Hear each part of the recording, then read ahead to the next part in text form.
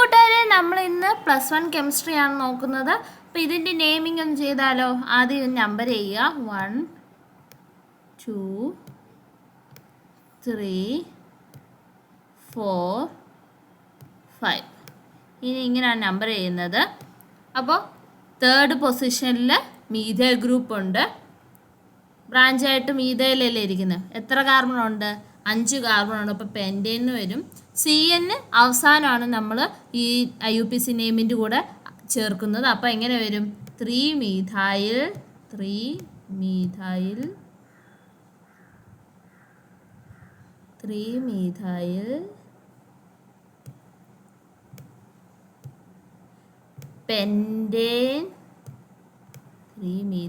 പെൻറ്റേൻ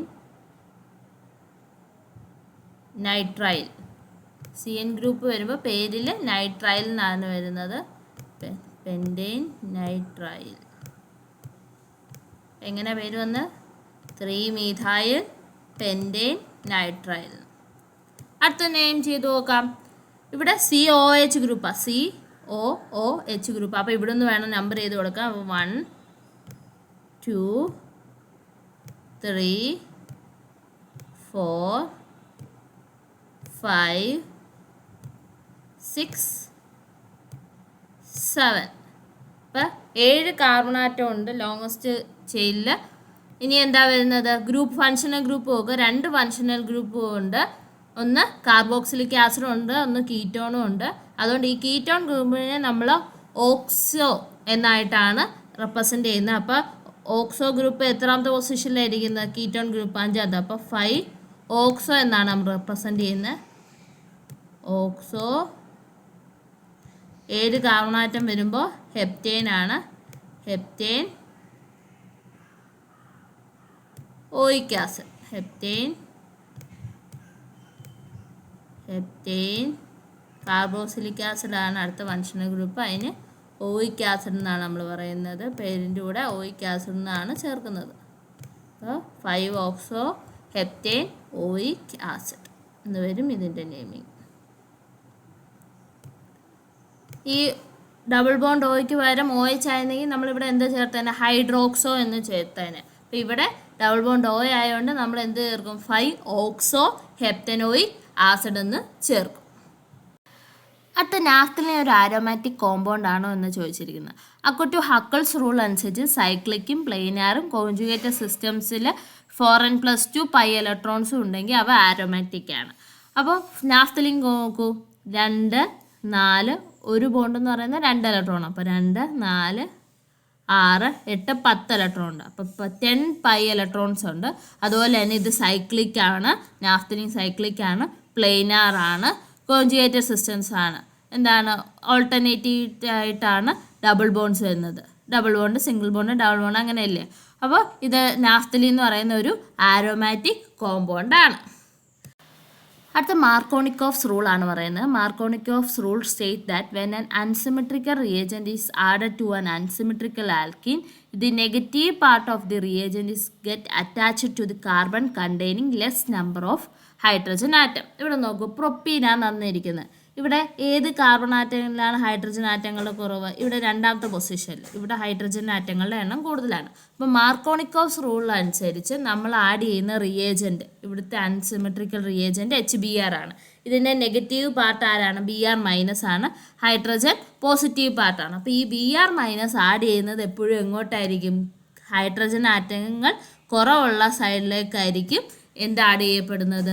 ഈ negative part അല്ലെങ്കിൽ റിയേജൻറ്റിൻ്റെ negative part, ഇവിടുത്തെ Br ആഡ് ചെയ്യപ്പെടുക. അപ്പോൾ മാർക്കോണിക്കോഫ്സ് റൂൾ അനുസരിച്ച് നെഗറ്റീവ് പാർട്ട്, റിയേജൻറ്റിൻ്റെ നെഗറ്റീവ് പാർട്ട് എപ്പോഴും ആഡ് ചെയ്യപ്പെടുന്നത് ഡബിൾ ബോണ്ടിൻ്റെ അപ്പുറത്തും ഇപ്പുറത്തും ഉള്ള കാർബൺ ആറ്റങ്ങളിൽ എവിടെയാണോ ഹൈഡ്രജൻ ആറ്റങ്ങളുടെ എണ്ണം കുറവ് അവിടെ ആയിരിക്കും ആഡ് ചെയ്യപ്പെടുന്നത്. ഇപ്പോൾ ഇവിടെ നോക്കും, ഇവിടെ 2 പൊസിഷനിൽ നമുക്ക് ആഡ് ചെയ്ത് 2 പ്രൊഡക്റ്റ് ഉണ്ടാവും. 2 ബ്രോമോപ്രോപ്പീൻ. ഇവിടെ 2nd പൊസിഷനിലാണ് ബ്രോമീൻ ആഡ് ചെയ്യപ്പെട്ടത്. അപ്പോൾ ഇത് 2 ബ്രോമോപ്രോപ്പീനും ഇത് ഫസ്റ്റ് പൊസിഷനിലാണ്. CH2Br ഫസ്റ്റ് പൊസിഷനിലാണ് ബ്രോമിൻ ആഡ് ചെയ്യപ്പെട്ടത്. അത് 1 ബ്രോമോപ്രോപ്പീനുമാണ്. മാർക്കോണിക്കോസ് റൂൾ അനുസരിച്ച് മേജർ പ്രൊഡക്റ്റ് എന്ന് പറയുന്നത് 2 ബ്രോമോപ്രൊപ്പീനാണ്. 2 ബ്രോമോപ്രൊപ്പീനാണ്. സെക്കൻഡ് പൊസിഷനിൽ ബ്രോമിൻ വന്ന് ആഡ് ചെയ്യുന്നതാണ്. മാർക്കോണിക്കോവ്സ് റൂൾ അനുസരിച്ച് മേജർ പ്രൊഡക്റ്റ് എന്ന് പറയുന്നത് ഏതാണ്? 2 ബ്രോമോപ്രൊപ്പീൻ. Second position. എവിടെയാണ് ഹൈഡ്രജൻ കുറവുള്ളിടത്ത് അവിടെ വന്ന് നെഗറ്റീവ് പാർട്ട് അറ്റാക്ക് ചെയ്തിരുന്ന് പ്രൊഡക്റ്റ് ഉണ്ടാകുന്നതാണ് മേജർ പ്രൊഡക്റ്റ് മാർക്കോണിക്കോവ്സ് റൂളിൽ. ഇതാണ് ക്ലോബ്സ് ഇലക്ട്രോലൈറ്റിക് മെത്തേഡ്. നമുക്ക് തന്നിരിക്കുന്ന സോഡിയം ഓർ പൊട്ടാസ്യം അസറ്റേറ്റിനെ വാട്ടർ വെച്ച് ട്രീറ്റ് ചെയ്യുന്നു. അതിനെ ഇലക്ട്രോളിസിസ് ചെയ്യുമ്പോൾ നമുക്ക് ആൽക്കെയിൻ സ്ട്രക്ചർ ആയിരിക്കും കിട്ടുന്നത്. ഇവിടെ 2CH3CON സോഡിയം അസറ്റേറ്റ് വെച്ച് ട്രീറ്റ് ചെയ്തപ്പോൾ പ്ലസ് വാട്ടർ നമുക്ക് കിട്ടിയത് ഈഥെയിന് 2CO2 carbon dioxide 2NaOH sodium hydroxide plus H2. ഇനി NAക്ക് വരെ നമ്മൾ പൊട്ടാസ്യമാണ് ഉപയോഗിച്ചെങ്കിൽ അപ്പോൾ അത് പൊട്ടാസ്യം അസറ്റേറ്റ് ആവും. പ്ലസ് 2H2O വാട്ടർ ഗീവ്സ് നമുക്ക് എന്ത് തന്നെ കിട്ടുന്നത്? ഈഥെയിൻ തന്നെ കിട്ടുന്നത്. എവിടെ ഒരു വ്യത്യാസം വരുന്നത്? NaOHന് വരെ ഇവിടെ KOH ആയിരിക്കും വരുന്നത്. അപ്പോൾ by the electrolysis of aqueous solution of sodium or potassium acetate we get ethane 2CH3CON plus 2H2O CH3 single bond CH3 plus 2CO2 carbon dioxide plus sodium hydroxide plus hydrogen. ഇനി അത് potassium acetate ആയിരുന്നെങ്കിൽ 2CH3COK plus 2H2O electrolysis ചെയ്യുമ്പോൾ CH3 single bond CH3 ethane തന്നെയാണ് കിട്ടുന്നത് plus 2CO2 carbon dioxide plus 2KOH എന്ന് വരും. 2 potassium hydroxide plus hydrogen H2 എന്ന് വരും. അതാണ് ക്ലോബ്സ് ഇലക്ട്രോലൈറ്റിക് മെത്തേഡ്. ഇനി ഒരു ആൽക്കീനിലേക്ക് നമ്മൾ ഓസോൺ ആഡ് ചെയ്യുന്ന പ്രോസസ്സിനെ ഓസോണിലിസിസ് എന്ന് പറയുന്നത്. അപ്പം നമുക്കിവിടെ പ്രൊപ്പീൻ്റെ കേസ് ചെയ്യാൻ തന്നിട്ടുണ്ട്. അപ്പോൾ alkene added ozone to form ozonide which on hydrolysis in presence of zinc to form aldehyde or ketones. This reaction is known as ozonise. ആൽക്കീനിലേക്ക് ഓസോൺ ആഡ് ചെയ്യുന്നു. അപ്പോൾ നമുക്ക് ഓസോണൈഡ് എന്ന് പറയുന്ന കോമ്പൗണ്ട് കിട്ടുന്നു. അതിനെ ഹൈഡ്രോളിസിസ് ചെയ്യുന്നു സിങ്കിൻ്റെ പ്രസൻസിൽ. അപ്പോൾ നമുക്ക് ആൽഡിഹൈഡോ അല്ലെങ്കിൽ കീറ്റോൺസോ കിട്ടും. ഈ റിയാക്ഷനെയാണ് ഓസോണിലിസിസ് എന്ന് പറയുന്നത്. ഇവിടെ പ്രൊപ്പീനെ ഓസോണിലിസിസ് ചെയ്യുമ്പോൾ എത്തനാൽ അസറ്റാൽഡിഹൈഡും മെത്തനാളും ആണ് കിട്ടുന്നത്. ആ റിയാക്ഷൻ എങ്ങനെയാണെന്ന് നോക്കാം. അപ്പോൾ ഇക്വേഷൻ എങ്ങനെ വരും? CH3 single bond CH double bond CH2. എന്താണ് ആഡ് ചെയ്യുന്നത്? ഓസോൺ ആണ്. ഓസോൺ എന്ന് പറഞ്ഞാൽ O3. അപ്പോൾ ഇവിടുത്തെ ഡബിൾ ബോണ്ട് മാറിയിട്ട് ഇവിടെ മേളിലൊരു ഓക്സിജനും താഴെ 2 ഓക്സിജനും ആയിരിക്കും ഇരിക്കുന്നത്. അപ്പോൾ വരച്ച് നോക്കാം. CH3 single bond CH. ഇനി ആ ഡബിൾ ബോണ്ട് ഇല്ല. ഇനി ഓസോണിൻ്റെ സ്ട്രക്ചറേ ഉള്ളൂ. CH2 പിന്നെ ബാക്കി 2 ഓക്സിജനുണ്ട്. അത് ഇവിടുന്ന് താഴോട്ട് ഒരു വീട് പോലെ വരയ്ക്കും ഓസോണെ വെച്ച്. ഓക്സിജൻ 3 നമ്മൾ അറ്റാച്ച് ചെയ്ത് ഒരു വീട് പോലെ വരച്ചു. ഇനി എന്താ നടക്കുന്നത്? ഹൈഡ്രോളിസിസ് നടക്കുന്നു. എന്തിൻ്റെ പ്രസൻസിൽ? സിങ്കിൻ്റെ പ്രസൻസിൽ ഹൈഡ്രോളിസിസ് നടക്കുന്നു. പ്രസൻസ് ഓഫ് സിങ്ക് ഹൈഡ്രോളിസിസ് നടക്കുന്നു. ഹൈഡ്രോളിസിസ്. ഇപ്പം എന്ത് സംഭവിക്കുന്നു? ഇതങ്ങ് പോവും. ഇവിടെ ബ്രേക്കേജ് സംഭവിക്കുന്നു. അപ്പോൾ എന്താ കോമ്പൗണ്ട് ഉണ്ടാവുന്നത്? CH3 CHO CH3 CHO CH3 CHO. അതെന്താണ്? അസറ്റാൽഡിഹൈഡ് അല്ലെങ്കിൽ എത്തനാൽ എന്ന് വിളിക്കാം. ഇനി CH2Oയും വരും പ്ലസ്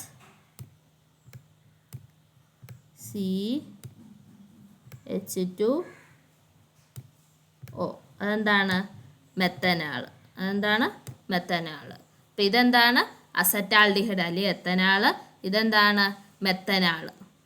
എത്തനാളും മെത്തനാളും നമുക്ക് കിട്ടും. പ്രൊപ്പീനെ ഓസോണിലിസിസ് ചെയ്താൽ എന്തൊക്കെയാണ് കിട്ടുന്നത്? എത്തനാളും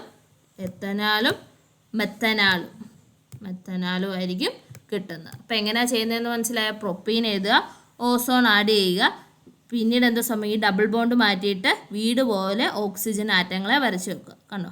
എന്നിട്ട് ഈ മേളത്തെ ഓക്സിജൻ അങ്ങ് പോവും.